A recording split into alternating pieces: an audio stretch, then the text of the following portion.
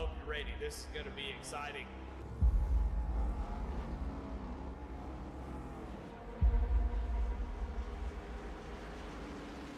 Here the ARCA restarts up we go. Green flag is out and we're underway.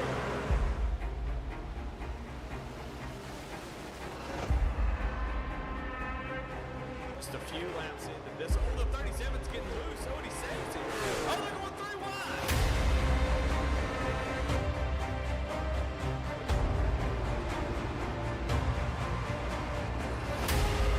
We've got a 5-way fight for the win of this race coming to 4 laps to go.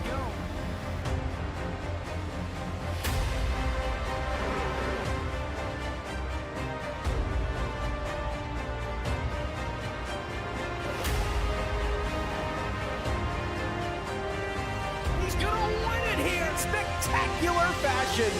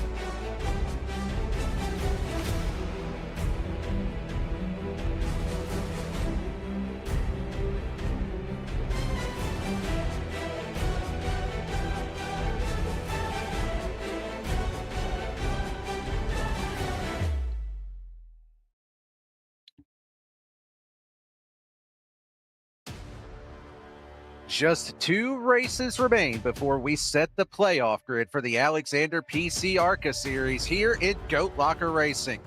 Tonight we head to Worldwide Technology Raceway for race number 9 of the season. The egg-shaped oval will present a unique challenge for these drivers and test their patience throughout the duration of this event. Who will be the next driver to punch their ticket to the playoffs? We will find out live right here on V-Speed. Good evening, and thank you for spending your Monday with us. My name's Daniel Cunningham. Alongside me up here in the booth and running the production truck, Eddie Smith. And we've got those Dougie Beard cameras as always. Eddie, good to have you back up here in the booth. Feels like it's been a little while since we've got to be up here together calling one of these races.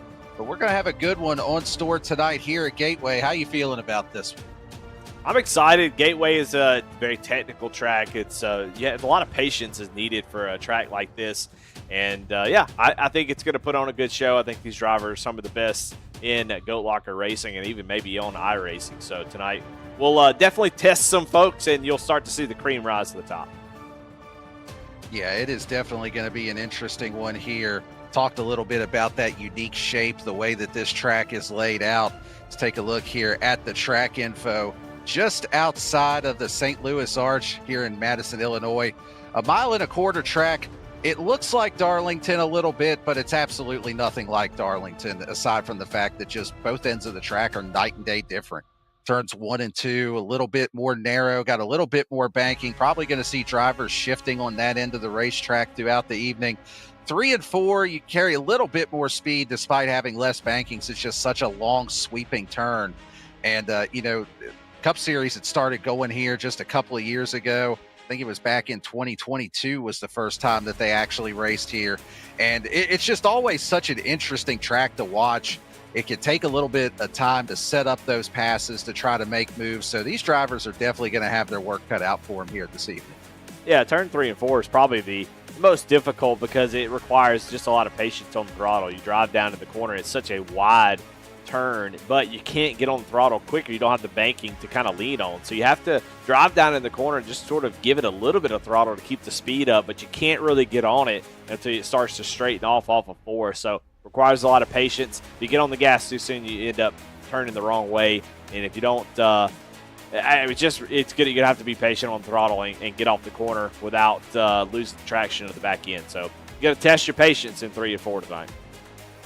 Well, Eddie, I think if any of our viewers at home are looking for a drinking game to play while we're going through the broadcast, just take a shot every time we say the word patience, because that is definitely going to be the name of the game here this evening. But these drivers have their qualifying runs finished up, and we have got the Jam Printing and Promotion Pole Award to hand out here this evening.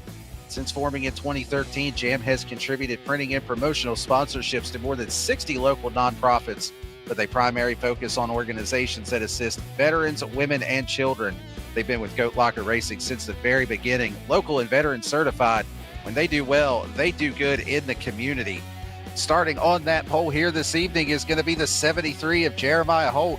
The 72 of Joseph McWhorter is going to line up alongside him on row number 1. The second row, a couple of Bandits Racing teammates, Barrett Morton in the 9, rolling off in 3rd. Mark Cofield to his outside in 4th. Starting in 5th is going to be Austin McColgan. Samuel Yosef in 6th, outside of row number 3. Row number 4 be Jamie Lipke in the 16. Charles Abert in the 7, rolling off in the 8th position. And rounding out your top 10 here this evening, Tyler McGahee and Chris Nail.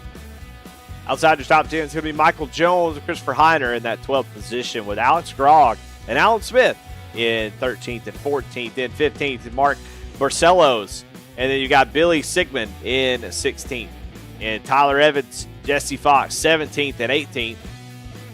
19th is going to be Claire Sisk with Corey Vaughn in that 20th position. In 21st is Colton. Oh, excuse me. I'll just go ahead and finish it out. 21st, Colton Sisk. 22nd, Zachary Tyler. And then Bill Mofield going to round out your field here tonight. Yeah, you're doing a fine job there, Eddie, so appreciate that. But we've got our full field here this evening. 23 drivers taking the grid for this race tonight. Quick look at our race analysis. 80 laps on the board, 45-mile-an-hour pit road speed. Also a bit of a unique pit entrance here. You have to enter off of turn number 3, take that access road the whole way around. Even under caution, still got to follow that. 4 sets of tires available, 2 green-white checker attempts. And as always, running the 65% fuel here this evening. A couple of drivers pre-race set a fuel run, probably going to be about 35 to 40 laps. So depending on just how accurate that number is, going to be a one-stop race here this evening, especially if we get a caution or two that can help these drivers save just a little bit of fuel.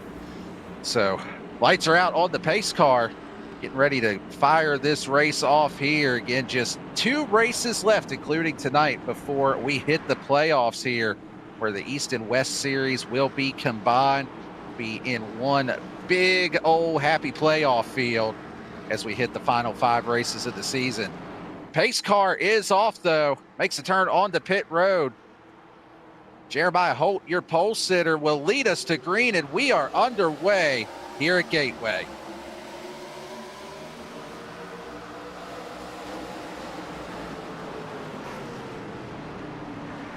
Oh, and already contact between McWhorter and the 73 there of Jeremiah Holt. And it looks like we've got a couple of cars around in the back. No caution came out initially with that, but now the yellow flag is out. See, the 12 of Claire Sisk was involved, and I believe that was Barcelos was the other car that was involved there. So an early caution here on lap number 1. Yeah, what you'll see on the replay. Yeah, what you'll see is just a little stack up here. It starts about midway through the pack and then just kind of goes all the way through to the back, and you see the contact as it just sort of accordions to the back of the field. Great job by Bill Mofield here to come to a complete stop. So, yeah, I saw it happen at about midway through the field, and it just kind of accordioned all the way to the back. A couple drivers going through the grass. Yeah, and poor Claire Sisk was trying to do everything they could to avoid that one. Saw that Claire was given a little bit of extra room on that initial start, just trying to hang back and just try to avoid the chaos, and still ending up as a part of it. Looked like when she got on the brakes, just back end snapped around, probably a little bit of rear brake dialed into it. But that is going to put us under an early caution here. And I think this will help those drivers. Talked about the fuel runs and possibly doing a one-stop race. This should help get those drivers into that window. Yeah, Tyler Evans coming down pit road. I'll be surprised to see if everyone that had that issue, which I don't know, not much contact, just a little bit of front-end contact on Claire Sisk. And, not electing not to come down pit road and get the damage fixed. I think I'd come down at least let him put a couple wrenches on it, but maybe didn't feel like it was enough, and most of it was through the grass anyway. So just a little bit of reset here before we go back green, and it's a good way to start, I guess, get everybody's nerves to calm down. Maybe we can get going and get some green flag racing, but yeah, I don't know. You always kind of preach it, and Claire giving a lot of room, but also can be a bad thing sometimes. That's why you see a lot of times they're saying, hey, even in real NASCAR, get close, get to the bumpers, and that way that accordion effect is not as pronounced. If everybody is stacked up like they need to, you don't have that kind of run up on somebody and then check up real quick because you're trying to time the restart and cause that effect. So if everybody's bumper to bumper, you really don't have that same type of issue. Yeah, that's a good point. Sometimes you leave that gap, you think you're being a little safer, and it just ends up causing that accordion as well. So be interesting to see, though, on this next restart. We saw Joseph McWhorter was able to take the lead on the initial green flag and did that from the outside lane, but looks like he is going to elect to take the inside. You know what I just caught there, Eddie, with the cams up? Samuel Joseph on the Twisted Tea cam there. He told us before the race that he was sponsored by Twisted Tea tonight, and we got him already here on lap number 4. You know what I like, Daniel? Yeah, what I like is that his camera looks a little fuzzy, and so I wonder if that's like a what it looks like out of his eyeballs after a couple Twisted Teas. A little fuzzy, you can't really see. He kind of moves around. There's a little bit of motion weirdness. So maybe we're seeing through the beer goggles here, the Twisted Tea goggles. Yes. That's a new one, the Twisted Tea goggles cam. So, a couple weeks ago, Bradley Cooper kept trying to get him every time he had that Twisted Tea up and wasn't able to. So you got one up on Bradley here, Eddie. You got him on the first try of the night. Love it. Oh, getting ready to go back green, though, here as the field will be on lap number 5 when they hit the start-finish line. Field in control of Joseph McWhorter in the 72 to head into that extreme scoring restart zone. Ready to get this race back underway. Great launch here for the 72. Green flag is back out. Barrett Morton trying to give a shove to Jeremiah Holt there, get him going. But Mark Cofield looking out to the inside of Morton, trying to take the 3rd spot away, and he's going to be able to do so. Austin McLaughlin trying to get to the inside of Barrett Morton, but you can see these flat tracks, they love the outside line. You just get a better run off the corner, and the inside line just really suffers in 1 and 2. 3 and 4, as Barrett Morton gets loose. Oh, he's chasing it up the track. Great job by Austin McLaughlin to miss it. Everybody avoids carnage as they come off the corner. Oh, they're going to be 3 wide. Oh, my goodness, still wrecking. Oh, they're 4 wide. The 4 wide. It's just like a storm front moving through. The wreck happened in turn 1, and then the wreck kept moving through turn 1 and 2, and they were still able to keep the cars straight. Unbelievable. Oh, my gosh. That was why. I don't know how they didn't end up wadding up the whole field right there. It started with Barrett Morton into 9 getting shoved to the outside. Really phenomenal save by him to start off with. Yeah. There's a little bit of contact, and now he's doing a little door bang here with the 2 of Michael Jones. Trying to get some of that track position back with a big run on the outside. Looks like Morton will be able to clear around. Big wreck. Oh, and yellow flag is out. The 1 of Christopher Heiner involved. Looked like he has already decided to tow back to pit lane.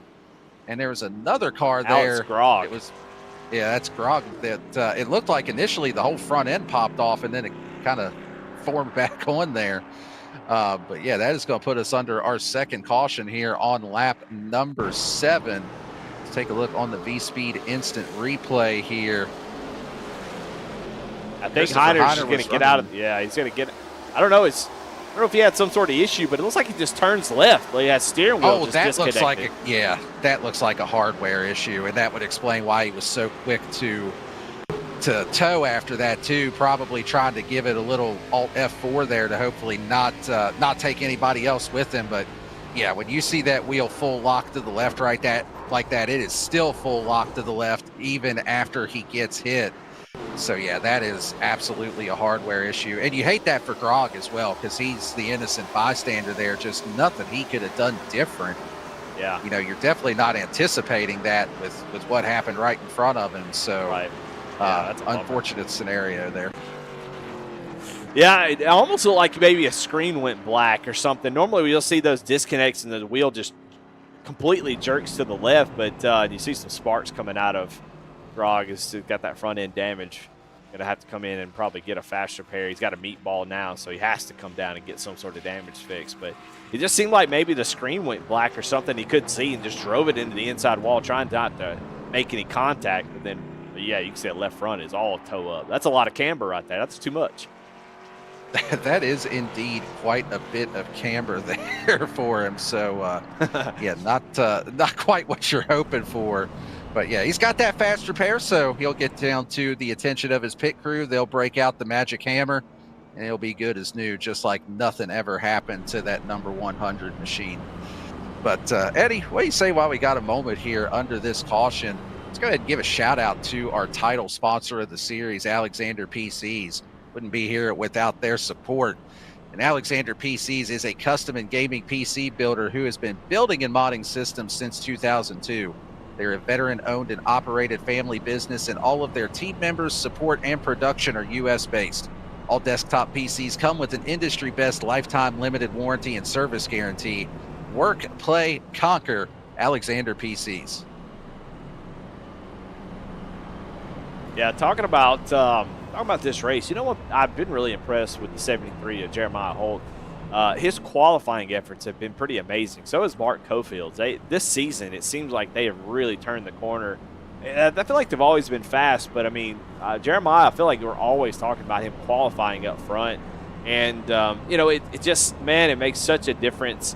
You kind of say, well, I'll start in the back and just, you know, save my tires and get up to the front. But in these series, it's just not possible to do that.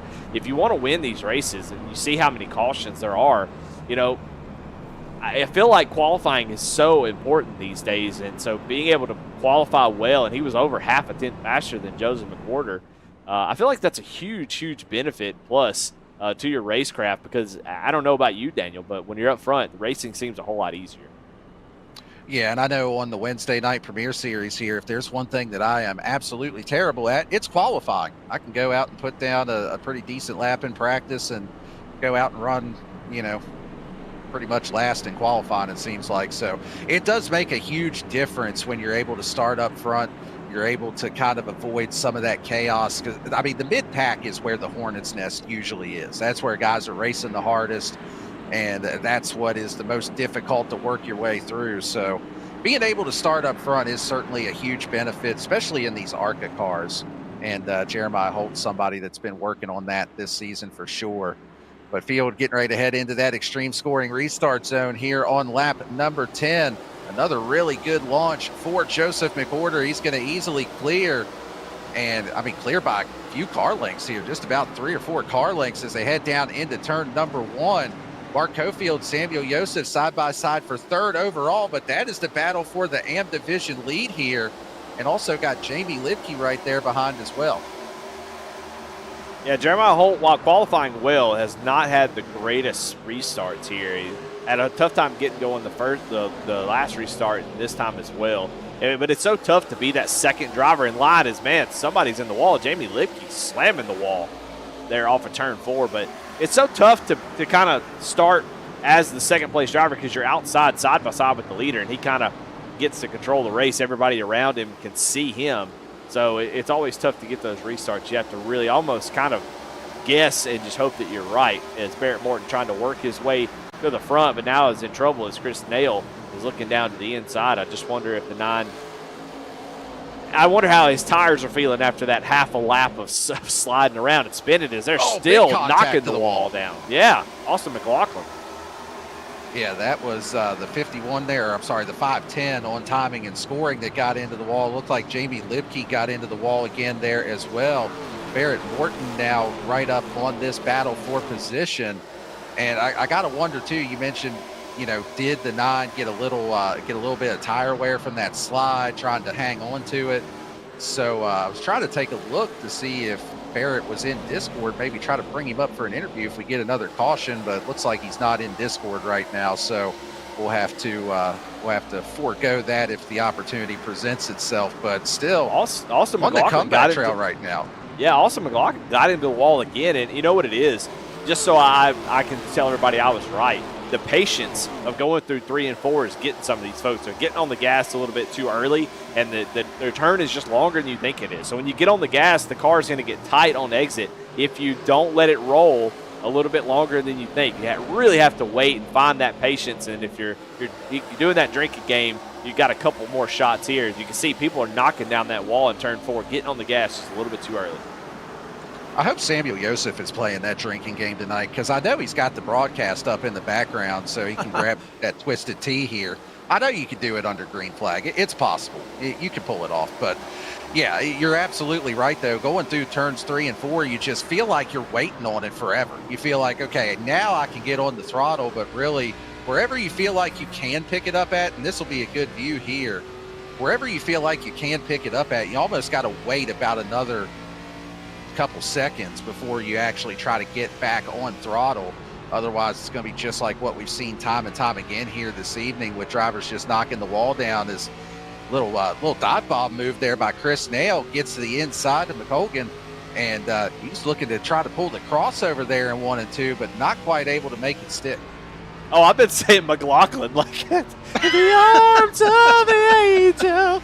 Yeah, it is McColgan. Yeah. So sorry, Austin. I've completely botched your name, but watching a great you could see he's starting to learn, hitting those exits in turn 4 a lot better than he was before. So starting to figure it out. Luckily, the damage doesn't look too bad. The car seems to be working really well, but he's kind of testing the shifting. You see, he shifts down to third sometimes and then stays in fourth others. Shifting is great to try to help the tires, get that extra RPM to get a little bit more torque to kind of rotate the car. But what happens is you either over-rotate where it snaps loose, or you really can make the tight condition off the corner even worse because you're really kind of digging the tires almost into the pavement. So you see he's kind of settled in that 4th gear, not being as aggressive, and it seems to be working a little bit better here as he goes right into 3rd gear. Sorry, Eddie. I'm still trying to get over the sad ASPCA music. oh, Lord. Anyway, where was I at? Oh, yeah, here. Barrett Morton battling for position with Jamie Lipke on the outside. Morton still trying to work his way back up through the field after that earlier slide. Oh, contact between the two. Great job by both of them to hang on to it there. Barrett Morton just absolutely going for it in turns 3 and 4. Lipke not wanting to yield that position either, knowing how important track position is. We'll see if Morton's able to complete the pass here, but Lipke with that preferred outside lane, going to be able to carry that momentum down the back straightaway. Yeah, and I feel like the outside line is really, really good in 1 and 2. We'll see in 3 and 4. I kind of feel like, it looks really, really good there if you can stay out of the wall. Lipke gets a great run off the corner, so Barrett Morton, his run back up to the front, going to be, a little bit longer. It seems like we're kind of settled in here. Passing going to be a premium. You're really going to have to either rough somebody up or hope they make a mistake. And Barrett Morton with another slide. Woo! Oh, my God, what a save. Got a wheelman behind the wheel of that car there tonight. That thing should have been wrecked about 6 ways to Sunday, and Morton able to hang on to it. Wow. Yeah, he's at this point, his tires are in trouble. He's trying to push them harder than they really can go. And when you're trying to make those passes on the inside, you're really pushing the tires to the limit. You can see he got punished for it. So, he's really hoping that we can get a caution, maybe get some tires. He definitely would need them. He seemed like he was doing okay until that. If you don't know iRacing, the tires, they heat up quickly, and you have to let them cool down. They don't work exactly like real life, but they're pretty darn close as you can get on a racing sim, I do believe, in my opinion at least. But just how they deal with heat. So you get a big slide like that, you really have to let them cool down. Take care of them. Don't push them as hard before that grip level comes back up, and then you can start to push the issue and go back after it. So it usually takes 3 or 4 laps before you get that grip back. Yeah, I think it might take Barrett a little more than 3 or 4 laps there after that slide he had. I still don't know how he. I think he probably gripped it. He probably gripped his computer chair after that one. Yeah, he had to be doing the gamer lean with that one too. Yeah, you know exactly what I'm talking about, like the old GTA games. You're turning with the controller. Yeah, that's all it was, is that extra weight shift that he had. is what allowed him to hang on to And that's it. But such a natural thing. It's so funny. My wife played NASCAR 25 for the first time the other day, and you see Barrett Morton give a little contact there to Chris Nail, saying, "Hey, I'd like to go on and go if you don't mind." But she immediately, when she went in the corner, started leaning over, just natural. Never done any kind of racing game, just leaning into it. So it definitely seems like it's something that just happens naturally, it seems. Yeah, even if you're brand new to racing games, you still know it's just natural reaction, like you said. So, but yeah, this battle for position still going here. The battle for the AM division lead starting to heat up here as well. 3 cars under a blanket, Josef, Cofield, and Jamie Lipke, as Lipke gets into the wall a little bit there on the exit of 2. Mark Cofield now looking to the inside of Mr. Twisted T himself, trying to take the AM division lead away. A little door bang there between the two of them. They're not showing patience with that move. It is elbows out for the AM division lead, and I don't think Josef appreciated that. Little bumper back to Cofield through 3 and 4. And I'm impressed with Jamie Lipke. I thought Jamie Lipke had I sound like Ken Huber saying their full name, but I thought Jamie had knocked down the wall a couple too many times, but the car seems to be really good, especially on this long run. Has run away from Barrett Morton and Chris Nail and has run down this little group. And I think Josef was definitely holding up Mark Cofield there. And, it's rough racing. It's definitely rough racing, but I don't disagree with what Mark Cofield did. Passing is incredibly difficult. Just ask Barrett Morton right now, who's still kind of stuck behind Chris Nail. What he did was drive down in the corner, overdrove the middle of the corner a little bit, drive up into Josef, make Josef miss the middle, and then get the position on Josef exit. in the wall. Yeah, so I like the move. I think that's how you have to make a pass here and get it done if you want to at least go up there and battle for the lead. I think Josef's not happy about it, but I think Cofield was definitely faster at the moment, although Cofield's made a couple mistakes here that has allowed the 65 to get right back to the back bumper. Well, that's the thing. If you're going to get the elbows out, you're going to race rough and tumble.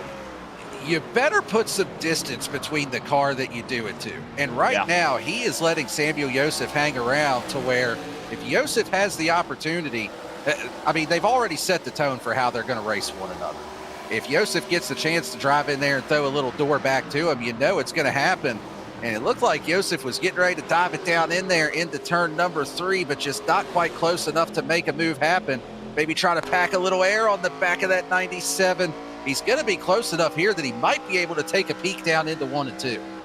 Yeah, and these two are sort of rivals. I don't know if you ever played the old NASCAR game where you could intimidate your rival.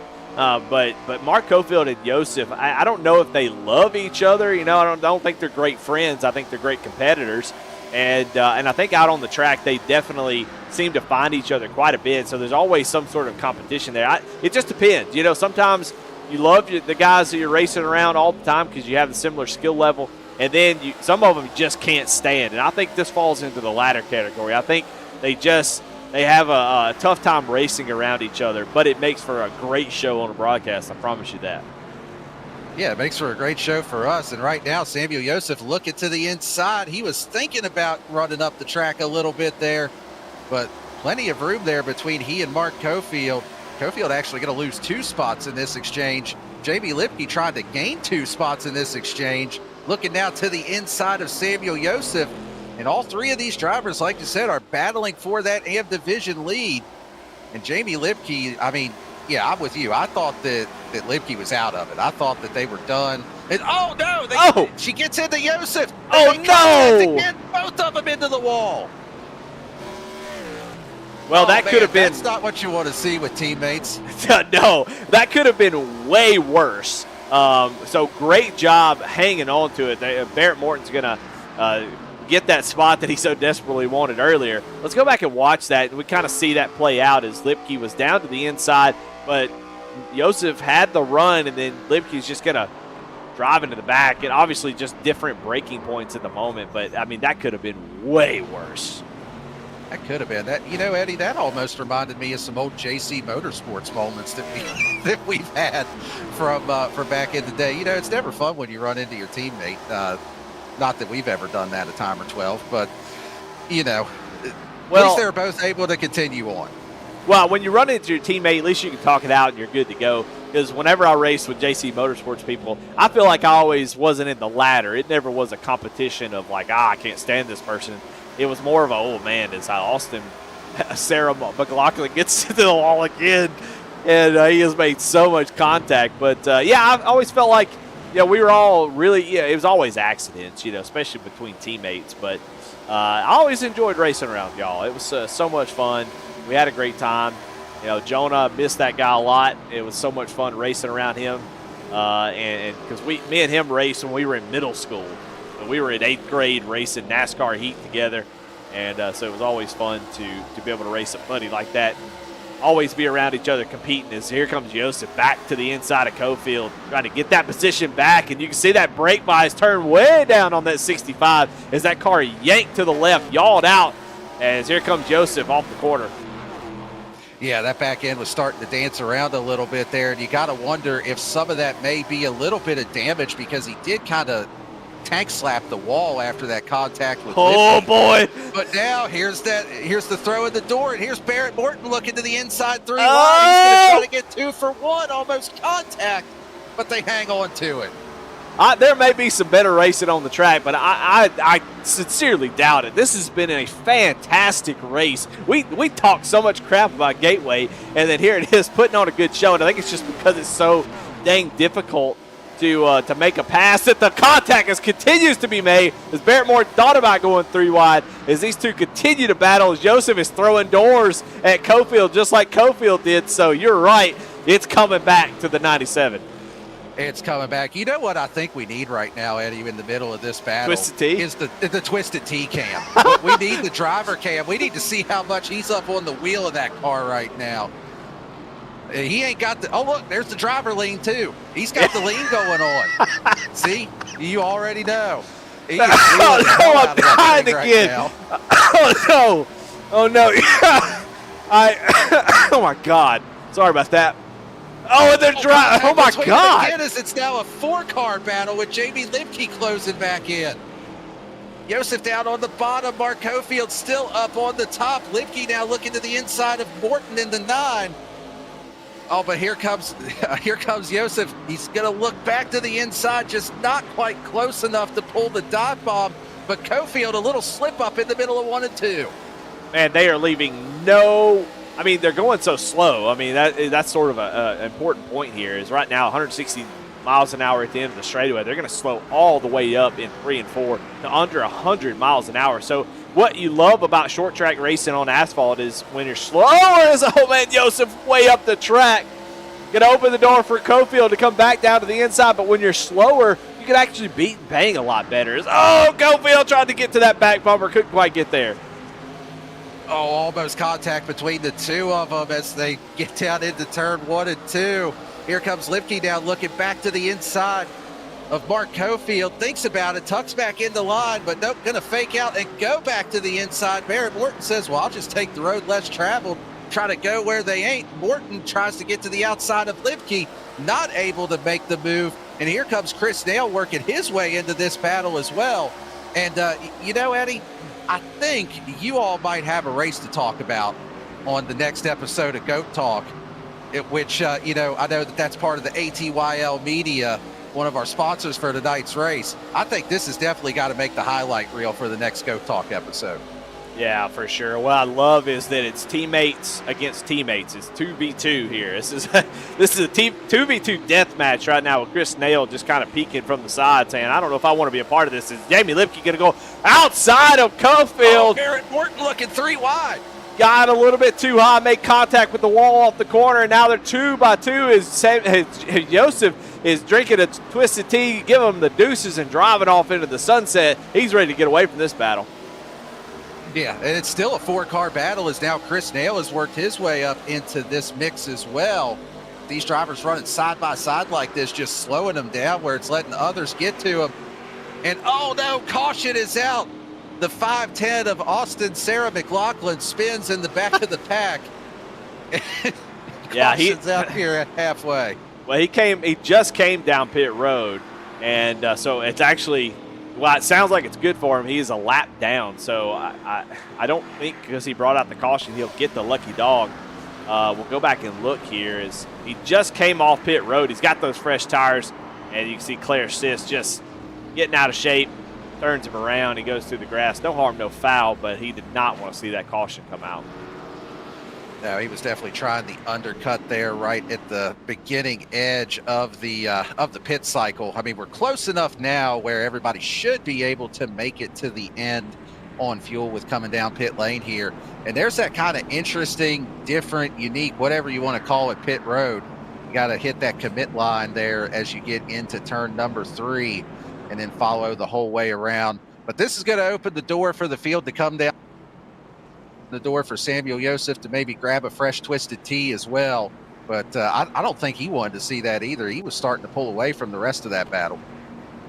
Well, a few drivers, I think, I don't know how big a deal tire wear actually is. I think it's just getting the tires hot, and then trying, because it seemed like a lot of folks were knocking the wall down, slipping and sliding, but still were able to race just fine.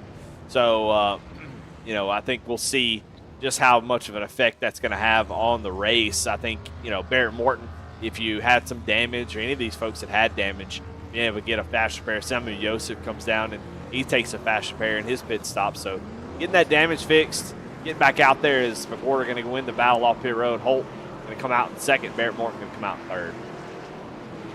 And then directly behind them, your top 2 in the AM division, Samuel Joseph and Mark Cofield.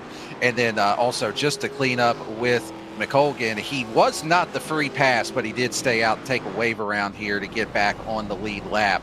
So that'll put him at the tail end of the field.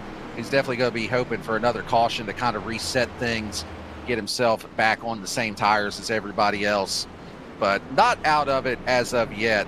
Still got a chance there on the lead lap. But while we have a moment under caution, let's take a second to thank another one of our great league sponsors, being Glove Station. And at Glove Station, they are committed to providing quality gloves and protective gear for a wide range of your daily activities and jobs. From tinkering on home DIYs to working in industrial environments and everything in between, they got you covered. With the endless amounts of safety products on the market, they want to make it effortless for you to find the right protection for your needs. We appreciate all the support that Glove Station gives us here with Goat Locker. Yeah, I think a couple things we learned there is that McWhorter's fast, but Jeremiah Holt was actually starting to run him down towards the end of that run. So be watching Jeremiah Holt on that long run. If he can get away and not have anybody around him, he was actually doing a great job of running McWhorter down. I know we were watching that battle, but Holt was actually doing a really, really good job. So watch the long run here if we get another green flag run to the finish. Watch that 73. He seems to have some speed on the back end for sure. And I hope to see some more racing. I hope they get up there and keep throwing these haymakers. It was a lot of fun. Yeah, I mean, that's the second race in a row that we've had you, Eddie, with getting the coffin fit from calling all the action that we're seeing. Yeah. So these drivers are doing a great job out there tonight. But we're getting ready to roll back under green again here. This field heading into that extreme scoring restart zone. Joseph McWhorter, Jeremiah Holt, your front row. Green flag back out in the air. Another good jump here, but Jeremiah Holt spins the tires, does not get going in that outside lane. Barrett Morton clears through for the second position. Mark Cofield is now side by side for third overall. And just that outside lane, I mean, you're already at a disadvantage being the car that's not the control car on the front row. And then you throw in that outside lane, it's so hard to keep your momentum up as we're back under caution here. It's like Bill Molefield in the 392 has spun near the back of the pack and actually toes back to pit lane. Let's take a look here on the instant replay. Molefield down here in that 392, the red, white, and blue car on the inside. I think it was over in 3 and 4 is where the spin will actually happen here. And just drifts up the track in front of Claire Sist, and spins. The 392 spins off the front bumper there, but nothing really Claire could do on the outside wall there. Just cleared up before they were quite clear on Bill Molefield's part. And the poor 12 car, I think Claire's been involved in just about every incident here tonight.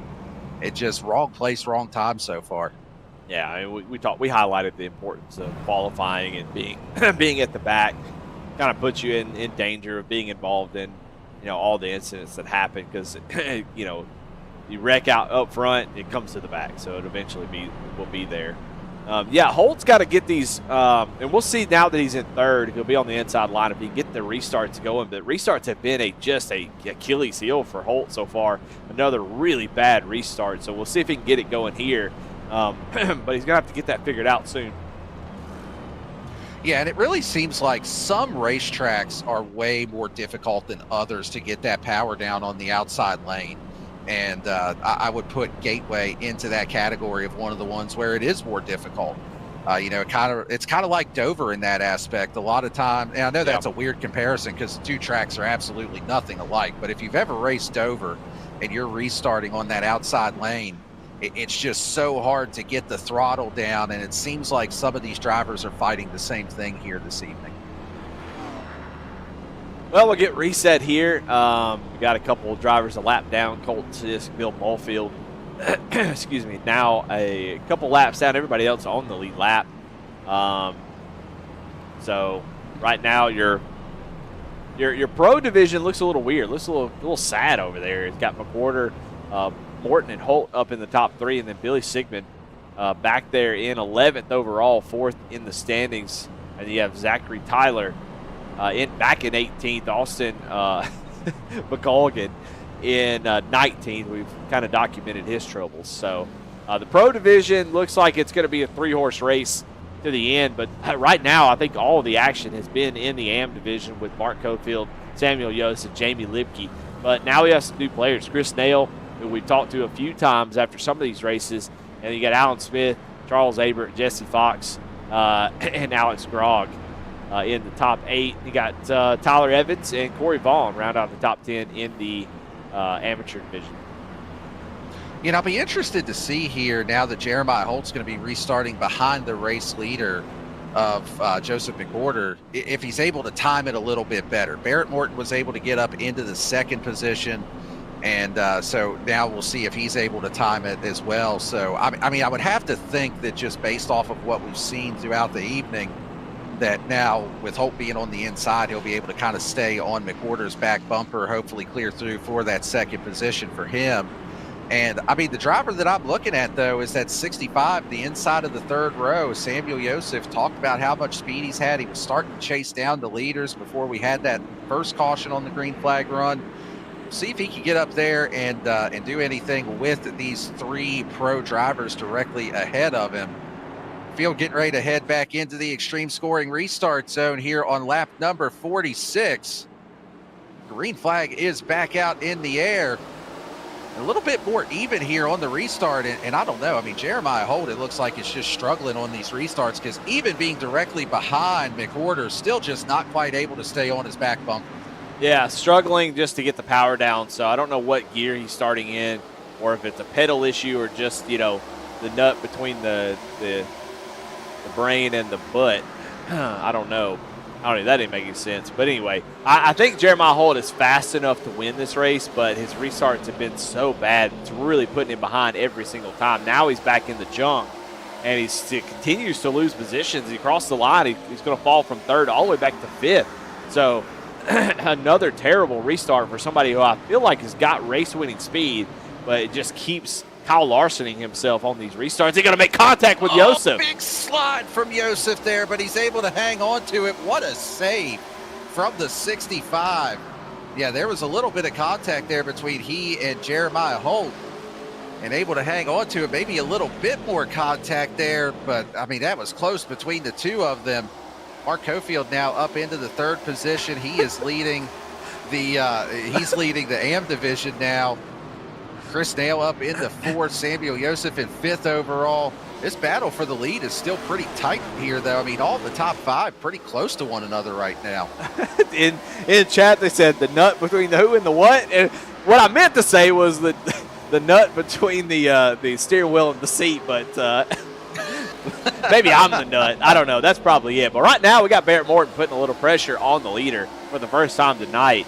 As he slid early on, kind of got out of whack the first couple laps, and never really recovered. Was caught up behind traffic, battling, but now he's on the back bumper of the 72, putting pressure On your race leader's caution, though. Back out. And caution is out. The 12 of Claire Sisk.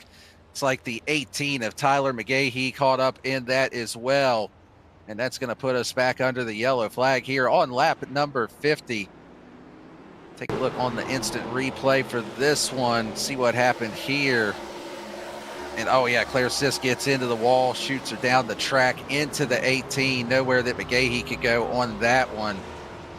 And then two cars just kind of get locked together, and that is going to bring out the caution. Yeah, go on board here. It's going to be the same old story. You're going to get on the gas a little, make a little contact, drift down just a little bit, and nothing that Tyler could do.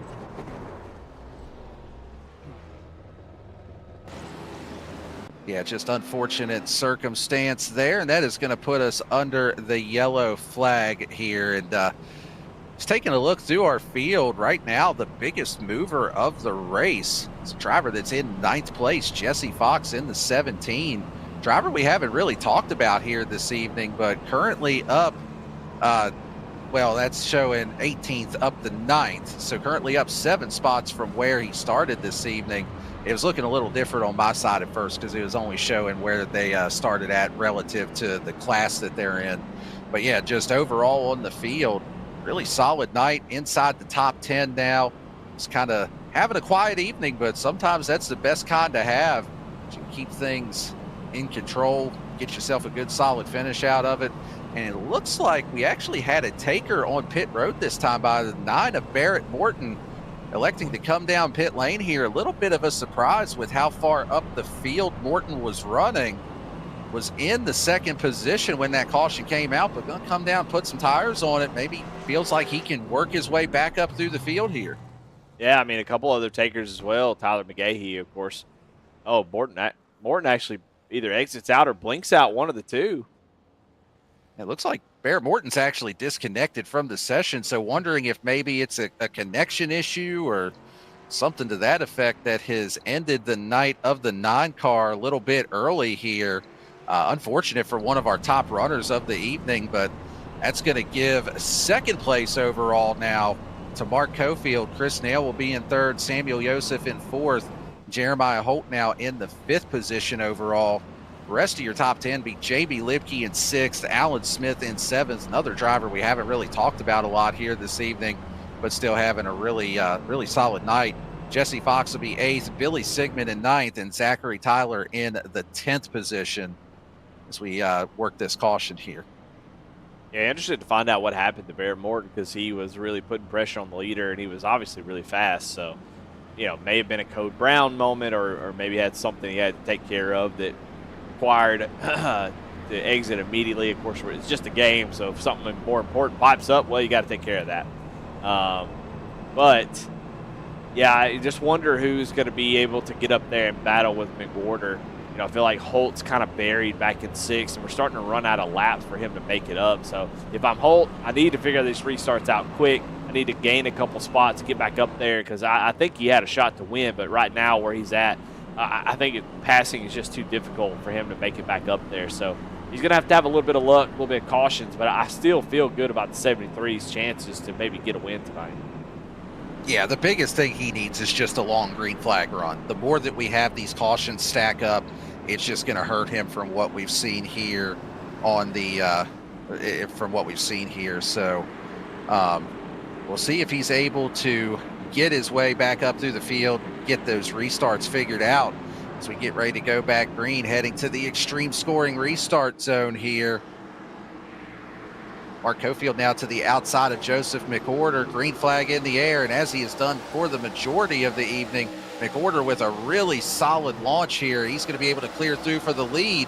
Chris Nail now looking to the inside of Mark Cofield over in 1 and 2, but not quite close enough to make the pass. Yeah, another abysmal restart for the 73. Oh, my goodness. Is there something crazy going on back here? Charles Abert had a big slide or something and tail slapped the 51. The 51 made a really big adjustment to try to get away. So getting a little scary through this field as we go back up front as to see if anybody's got anything for that 72, the overall win. We've seen an amateur driver finally win that overall. Can we see it happen again here tonight? And Mark Cofield and Samuel Joseph are going to give it everything they've got as they make a little bit of contact. Here's some door banging, more contact all the way down to the inside of the racetrack. And now they're 3 wide heading into turn number 3 and 4. Still some more contact. And I think those are some drivers that are not quite happy with how they are racing one another here this evening. And Mark Cofield comes out the worst out of that. He gets into the wall yet again. A potential AM win and a potential overall race win, slipping away from the 97. And he definitely gets the worst out of that exchange. He has lost a ton of ground in that. Yeah, I mean, the motion's running high, and the racing starts to pick up. I mean, it's good for Jeremiah Holt because I feel like he's able to kind of maybe work his way through here. But, yeah, I mean, that's hard racing, and somebody's going to have to give at some point. And nobody was willing to there, and unfortunately for Cofield, he's going to pay the price.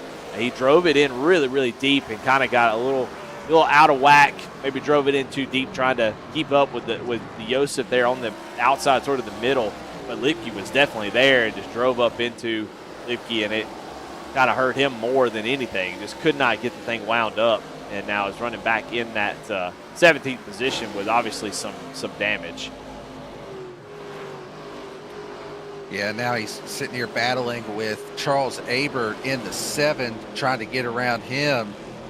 And, yeah, this is a night that is quickly unraveled. Oh, big wreck right in front of them, and Cofield able to weave his way through it. Wow, talk about track position, the importance of qualifying, but just track position in general is, they're still trying to wreck back here. Good night. And we've got a bunch of modifieds out there on the track right now. I mean, holy hell, half the field. Do we have a radiator sponsor? I don't know, but this might be a golden opportunity for Goat Locker to come up with one. We'll have to go back and see what happened there. Claire Sisk, of course, involved in this one as well. Just out of frustration, driving it down into the inside wall. And obviously just frustrated with her, too. Yeah, good grief. All right, we got to go back. There. There's a lot to break down here. Watching the two of Michael Jones into the inside of the, I don't know who that is. The 828 that he is inside of. Tyler Evans. Oh, man. Good God. They all just start knocking the wall down off of turn 4. And from there, I mean, just everybody piling into it at that point. Watch on the front, the onboard of Charles Abert. He's going to have nowhere to go here. It's just the hole's going to close up quick. Going to see the contact is that cream color car gets into the wall, and then watch this. Abert actually gasses up, thinking he was going to miss it, and unfortunately, that is what we call the ARCA brake. Yeah, then just tried to work his way back through, get caught up with the field, and you still got other drivers trying to get back rolling as well. And I think Claire Sisk may not have. Yeah, Claire may not have had control of the car. Maybe that's why it is. Well, I can tell you one thing. I don't think the steering was working, but I think the throttle was still working. I think that was a scenario where I believe Claire had already used the fast repair this evening and basically just saying, well, if it's killed, I might as well just go out here old Yeller style and put it out of its misery at this point. Yeah, maybe just unplug the wheel, because the wheel was actually, like, you can see right here. Oh, man. Good night. Yeah, watching the wheel's going to reset right there. The wheel is disconnected, and now it has no wheel. So maybe didn't realize that as she was trying to get off the wall, and has, like, so the car obviously is messed up, going to turn down to the inside, and is not turning at all. You see the wheel's not moving. So that may be why that happened, but you're right. I don't know. Maybe some frustration in that a little bit, because that is that's a tough way to go out. That would certainly be understandable, because Claire has been in the wrong place, the wrong time, pretty much every incident this evening. So that is going to put us back under yellow. And just taking a look here at some drivers that did elect to come down pit road. So your top 7 are on 19 old lap tires. That's McWhorter, Chris Nail, Samuel Joseph, Jeremiah Holt, Jamie Lipke, Alan Smith, and Jesse Fox. The next 2 drivers, Tyler McGahee and Corey Vaughn, they pitted on the previous caution. Everybody after that elected to come down pit road. So Tyler Evans looks like took 2 tires on that stop. And then Mark Cofield in 11th position took 4 tires. So did Alex Grogg, Zachary Tyler, Charles Abert, and Billy Sigmund. Of course, a lot of them getting damage in that last caution and, coming down to use a faster pair, maybe have the crew get the hammers out and try to fix a little bit of this damage. So it looks like race control has extended the caution by a lap so that they can get the running order and everything sorted out here. So we'll go should get the 1 to green this time by. But a bit of a mixed variety here on the strategies. I'll be interested to see if those tires mean enough that maybe somebody can get up here and mount a challenge to Joseph McWhorter, who's pretty well dominated the entirety of this race here tonight. I don't think the tires are going to make enough difference for Cofield to get up there and win it, but I think he can definitely make up some spots with those tires. We'll see. I don't really think tire wear is that big a deal, and we haven't had too many green flag laps on these set of tires since they came back down pit road. But hey, there ain't but one way to find out, and that's to see it go green. But he's just going to run out of time now that we got the 1 to go. There's going to be just about 17 laps to go, and if we're assuming there's going to be some more cautions, if you're Cofield, you got to get 2 or 3, and if caution comes out, that's good. You got to make all the positions up you can on these starts. You got to be real aggressive if you're going to try to get up back in the front with those tires. Yeah, he's definitely got his work cut out for him. But while we have a quick moment here as the field is on the 1 to green, want to thank one more of our great league sponsors, and that is Save 22. They are a 501c3 organization dedicated to preventing suicide among veterans, active duty personnel, and first responders. Their unwavering mission extends to 4 critical pillars: shield, assist, volunteer, and educate. At save22.bet. Appreciate everything they do, not just here at Goat Locker, but with the veteran and active duty community as a whole. Big part of the mission here at Goat Locker is connecting veterans and service personnel, and they definitely play a very vital part of that as well. Get ready to go back green. Going to be 17 laps to go here as the field heads into the extreme scoring restart zone. See if those fresh tires are able to make any sort of difference and see if they can work their way back up through the field. Joseph McWhorter with another great launch here. He clears through, and they are now side by side for the 2nd position behind. Well, Holt actually got a great start that time, and you're going to see the dividends of that. He's able to take that 4th position, and Samuel Joseph down to the inside, and see Mark Cofield back here trying to make use of those tires, going almost 3 wide. Back here, we'll watch this for just a second. He's getting down to the inside of the 54. Trying to make those tires work, but, man, you can see how difficult it is. But we go back up front as Joseph now getting passed by Jeremiah Holt. I really think, Daniel, I've been singing, if you have a drinking game, it's all about the 73, and I've been singing his praises, and he is making me look like a superstar. Now he goes to the inside of Chris Nail, powers up to get around him. If he can clear it, now he can set his sights on the 72. Not quite clear, but he is going to the front. Yeah, not quite clear yet. Should be able to drive down here into turns 3 and 4, but Chris Nail does a great job hanging on the outside lane here. He's got the spot if he wants to clear up in front of Nail, and he's going to be able to slide up in front. So now just 3 car lengths between he and Joseph McWhorter. And I'm with you. I mean, Holt has shown a lot of speed tonight. It looks like he needs that long green flag run. He's got the better long run speed.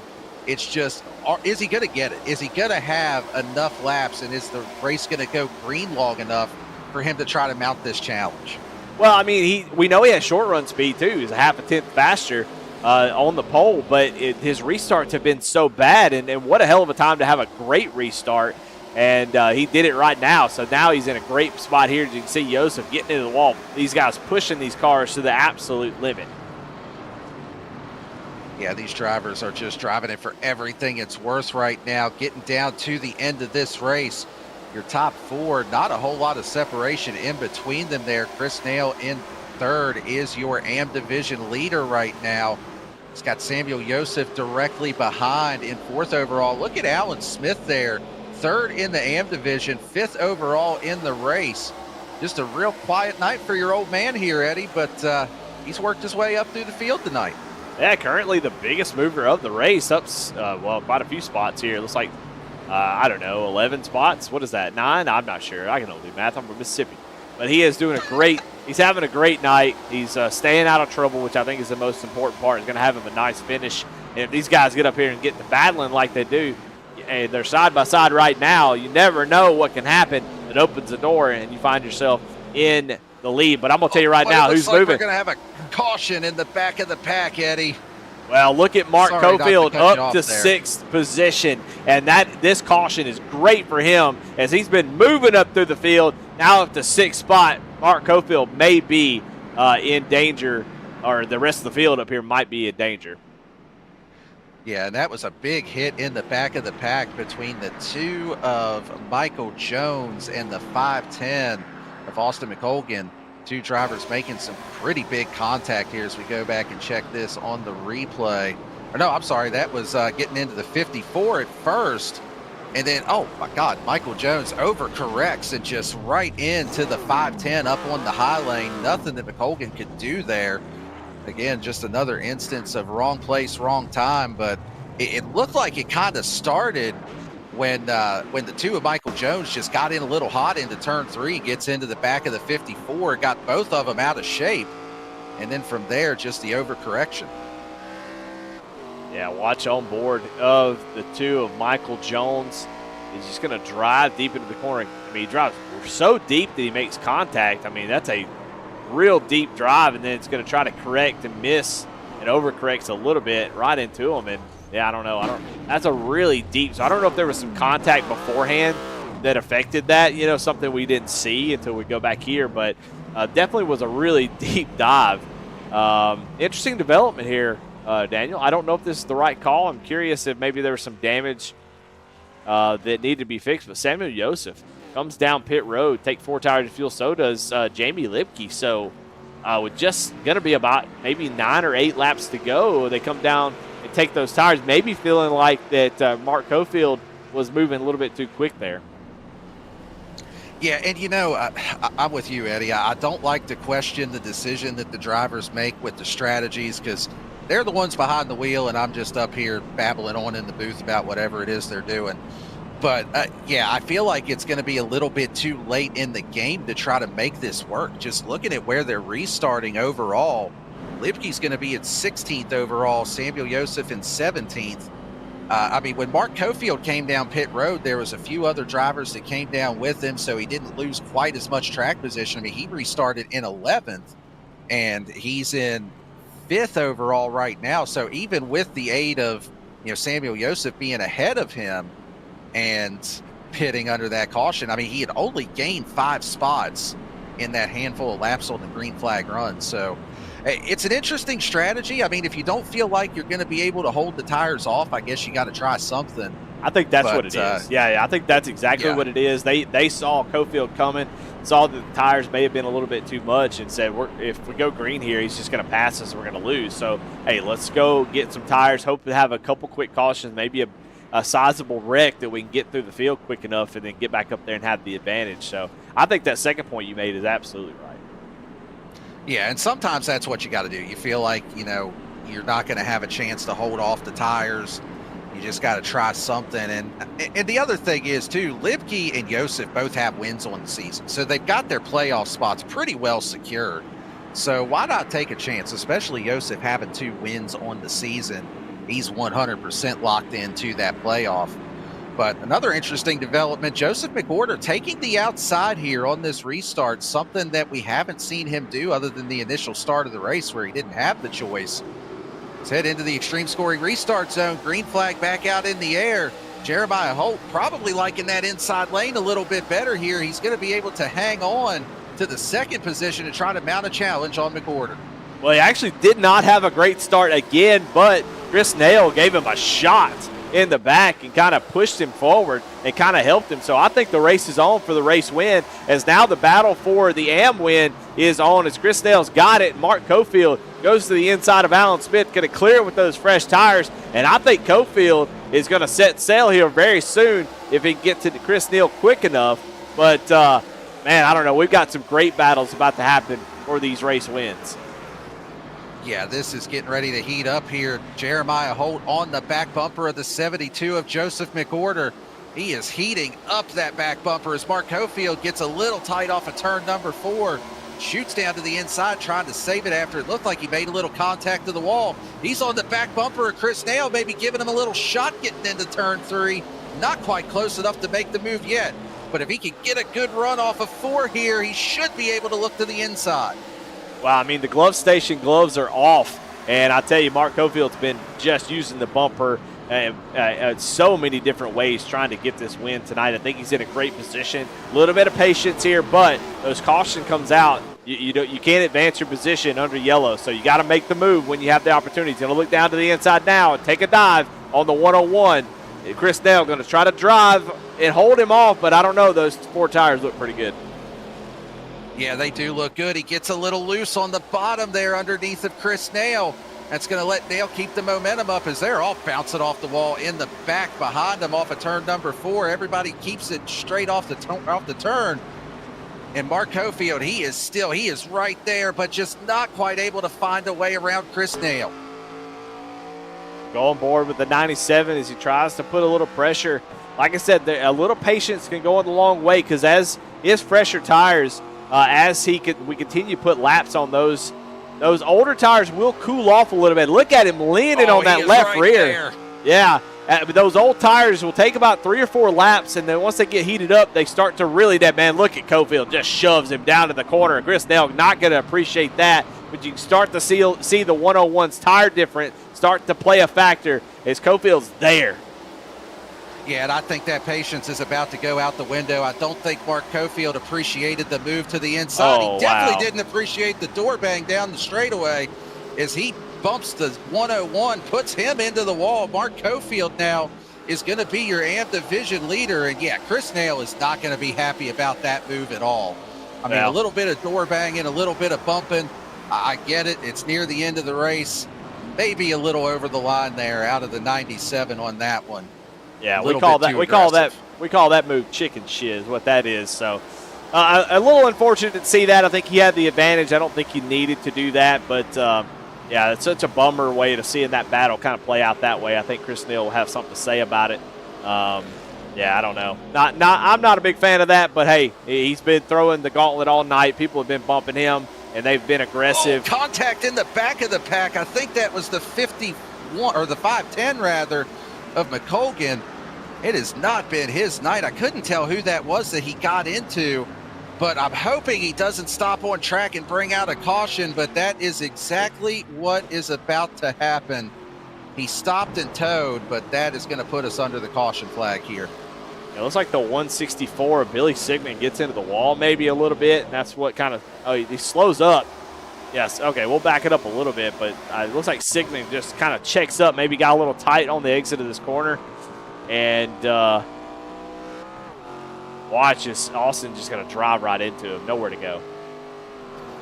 Yeah, just nowhere for McColgan to go there. And I mean, it's definitely been a frustrating night. I know he wasn't happy about what happened earlier when he got wrecked by the 2 car with the overcorrection.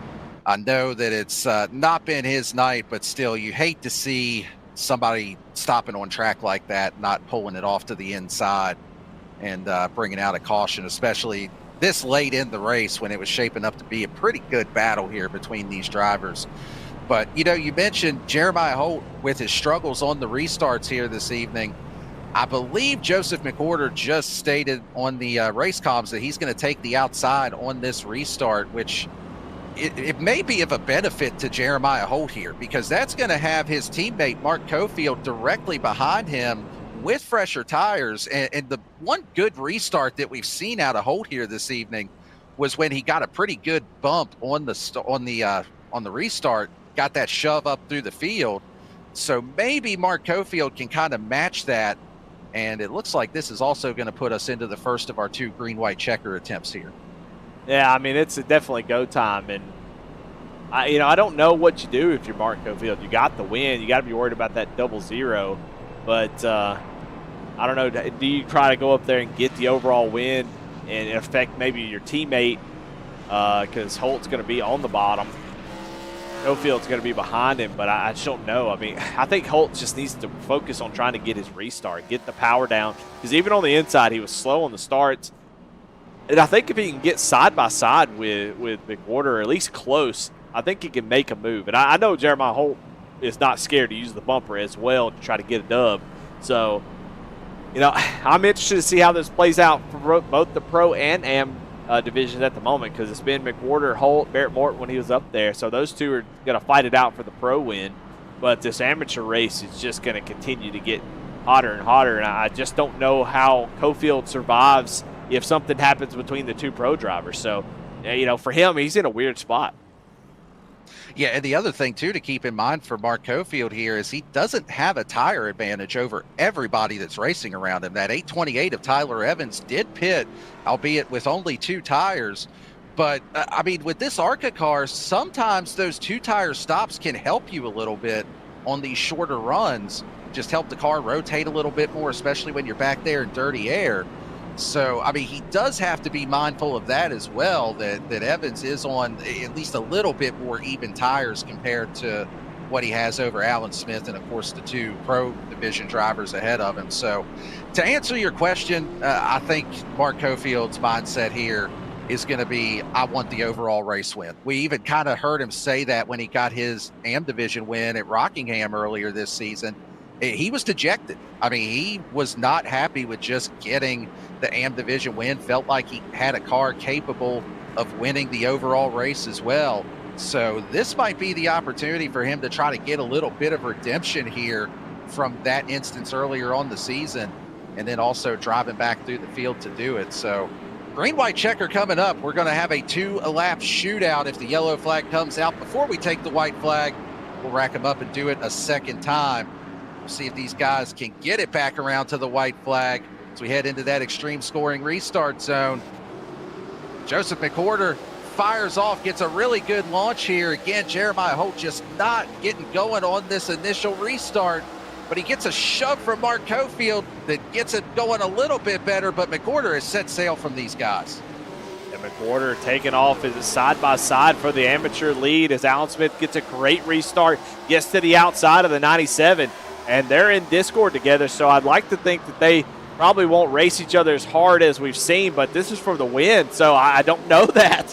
I think Alan Smith wants to get that dub, somebody we talked about quietly getting his way up to the front, and he's going, the white flag is out by glove station, and he's got the lead, Daniel. Yeah, Alan Smith has got the lead, and they need to get going because here comes Samuel Joseph just a few cars back on those. Oh, he overdrives it. I did not think he had enough time, but now he is closing in on this battle as well. Mark Cofield able to clear through. I don't think Joseph has anywhere to go for the AM division lead. Joseph McWhorter 4 car lengths clear. Samuel Joseph drives it in. He's trying to make something happen. Not going to be close enough, though, to make the win happen. Joseph McWhorter, your overall race winner, your pro division winner. Mark Cofield comes home in the 4th position, or I'm sorry, in the 3rd position overall, rather, and he is your AM division winner here this evening. But Joseph McWhorter leads every lap of the race here this evening, just dominating performance out of the 72. Yeah, very, very predictable race out of the 72. I thought Holt had a great shot at it and gave everything he had, just came up a little bit short, and then Cofield gets the amateur win, but boy, it wasn't easy as they went down at the last corner on the last lap, or in turn 1, I think, or yeah, it was turn 1. Alan Smith just overdrives the corner along with Cofield. They both drove it deep into the corner and drove up the track, and because it was a tighter turn, Cofield was able to use those tires and get under him and set sail. Alan Smith actually ended up back in the 7th position, 5th overall in the class. So, but great attempt by the 00. Hate to see they didn't get that win, but Mark Cofield with those fresh tires goes up there, and I think where he was supposed to be all night long up front. Yeah, just a really solid performance out of those 2 drivers. See Joseph McWhorter burning it down here on the front straightaway, celebrating a well-earned victory. So we'll let them finish up their celebrations. We're going to take a quick commercial break, and we will be back to catch a word with both of our division winners here at Gateway.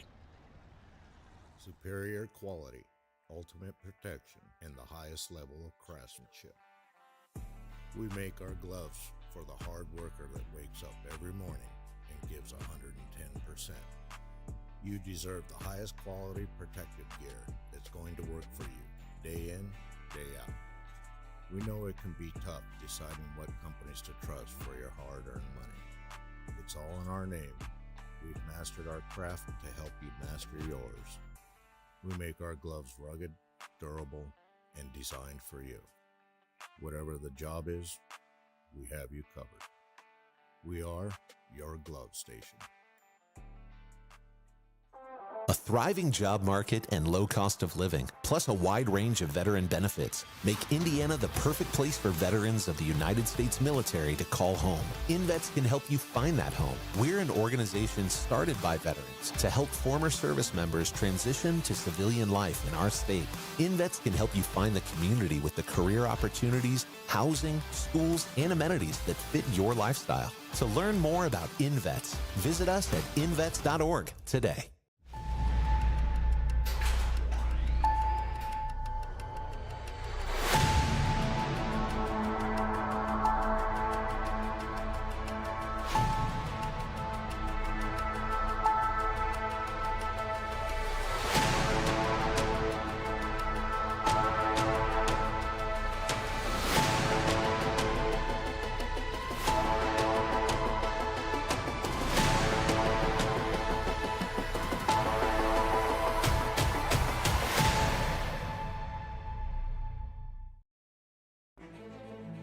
All right, we're back here for the Alexander PC's ARCA East Series, and what an incredible race it was. Let's take a look at your results, see where everyone finished. McWhorter starting second, comes home in first, leads every single lap, and does it in dominant fashion. Jeremiah Holt, great drive tonight, fought hard, tried to get back up there, comes home in second. Billy Sigmund in that 164 comes home in third, and then you got Zachary Tyler, Austin McColgan, and Barrett Morton, Christopher Heiner, all out of this one. So tough race for some of them, but up front it was McWhorter Holt all night long. Taking a look at the AM division results here, Mark Cofield comes home with the win. Tyler McGahee in second, Samuel Joseph in third. Tyler Evans utilizing those two tires there at the end. He works his way up into fourth. Alan Smith comes home in the fifth position. Jesse Fox in sixth, Alex Grog in seventh, Jamie Libke in eighth. In ninth, Corey Vaughn, and in 10th, Charles Abert rounding out the top 10 for the AM division. In the 11th position, Bill Bulfield. In 12th, Mark Barcelos. Michael Jones comes home in 13th. Chris Nail, after running up near the front of the AM division all night, he comes home in 14th after that late contact. In 15th, Colton Sisk, and in 16th, Blair Sisk. Sorry about that, Daniel. Just completely blasting your your stuff. But hey, let's talk to your pro winner. Led every single lap, had a fantastic race. Joseph McWhorter up into the booth. How you doing, Joseph? Good. How you guys doing? And we're fine. You know what? You won the race, but you weren't the show tonight, and that's sometimes the best way of doing it. Going out there, leading every lap, and just kicking their butts. You had a few challengers there, but were able to hang on and get that win. Yeah, Jeremiah was really fast all night. Definitely kept me honest the whole night. We ended up really executing that initial start when we qualified second, and just had to play it smart with the fuel mileage because we couldn't quite make it to 40. So it was making things pretty interesting on how much you wanted to push because we had the downshift in 1 and 2. So we wanted to try and get to about, you wanted to try and get 43 laps of fuel at least till like lap 40 something to try and pit. So shame we didn't get that green flag pit stop that the caution came out just a couple laps before that. But yeah, it was very stressful those last couple of restarts. Yeah. Well, another great finish, a great way of ending a night here at Gateways. Lead every single lap. You kicked everybody's butt. Congratulations on the win, man. Who do you have to thank? Yeah, first and foremost, I wanted to dedicate this win to Christian Angel, Mark's teammate, my former teammate. Really good guy. Unfortunately, his mom passed away. So just wanted to say that I'm thinking about you, buddy. Hopefully you're doing good. Keep your head up and everything about that. So, just think positive and hopefully we'll see you back on the track here in the next couple weeks. I want to thank Outlier Speed Co., the amazing partner of mine. Go check them out at Outlier Speed Co. Johnny and the boys have been building amazing setups. I mean, we're going out there and fighting with the big boys. So go check them out. Red Camel Racing. Go check out redcamelracing.com. Check them out. Fire suit, shoes, helmets, you name it. They've got it for a race weekend. Of course, you guys for always putting on the broadcast. V-Speed is one of the best for a reason. All the drivers for a good race, the admins for the hard work, and ready to get into next week. All right, there you have it. Your pro win here tonight at Gateway. Joseph McWhorter and Daniel Cunningham. I think you're caught up with Mark Cofield, your AM winner. Yeah, standing by with Mark Cofield. This is Daniel up the booth. You got me? I got you. Well, you came home with the win. You might not have any new friends out there this evening. There was a lot of tough racing, and of course, we saw the move there near the end. Little door bang with Chris Nail. Just talk about that last little exchange with him as you race for that AM division lead. I mean, it looked like there was a little bit of blocking going on, maybe a little bit of aero games being played, but just what was that battle like from your perspective? Yeah, I mean, halfway down the straightaway, he had turned down to block the bottom line, and then coming off a corner or in the middle of the corner, he was really slowing everything up. But I don't know. I got to his inside.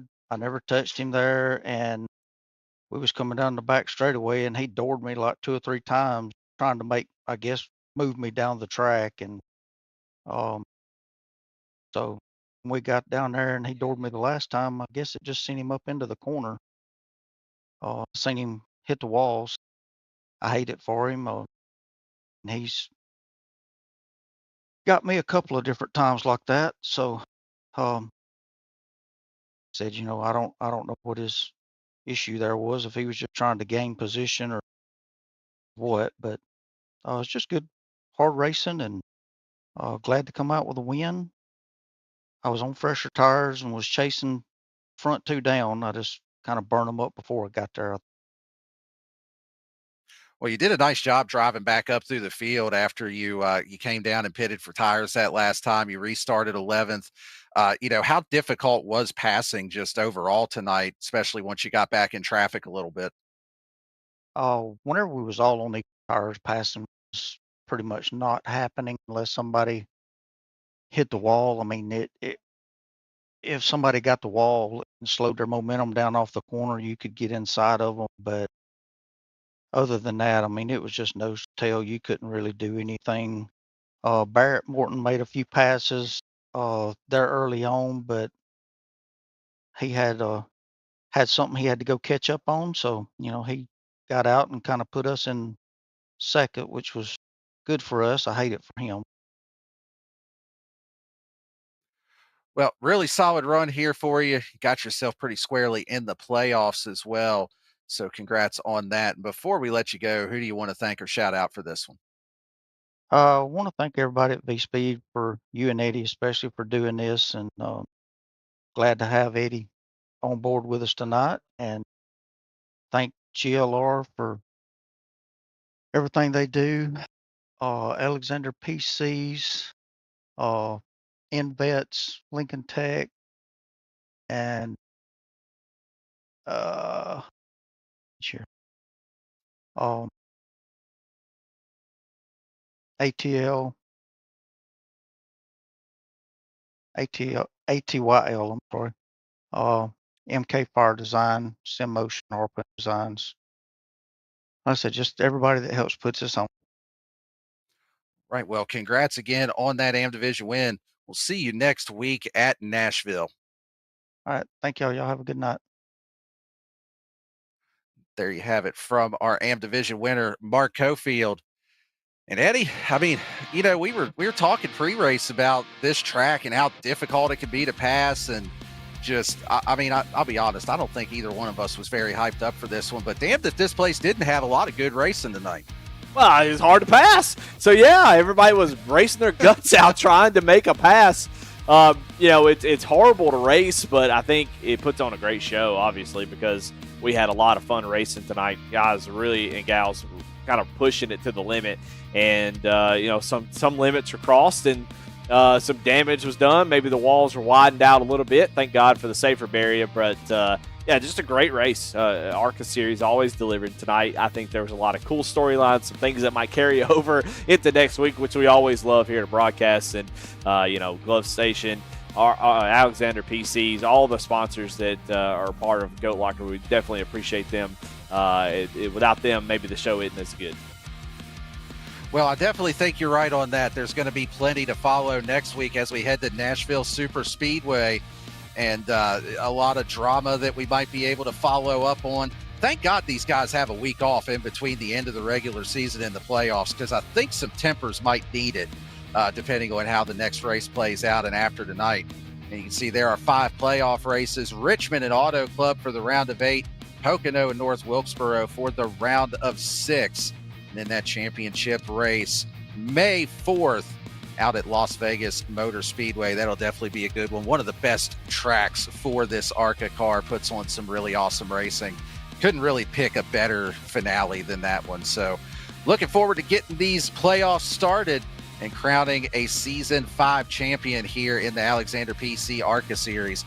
But that's going to do it for our coverage here tonight from Gateway. So on behalf of Patrick Drabick, Jamie Farkas, and everyone at Goat Locker Racing, for everybody at V-Speed, Adam Baker, Bradley Cooper, Morgan Cook, of course, you as well, Eddie. Appreciate you up here in the booth and running that production truck. And also thank you to Dougie Beard for those camera angles. My name's Daniel Cunningham. There may be some guys that were singing the blues tonight, but next week we're heading to Music City, Nashville, for the regular season finale, and we will catch you right there on V-Speed. Good night, everyone.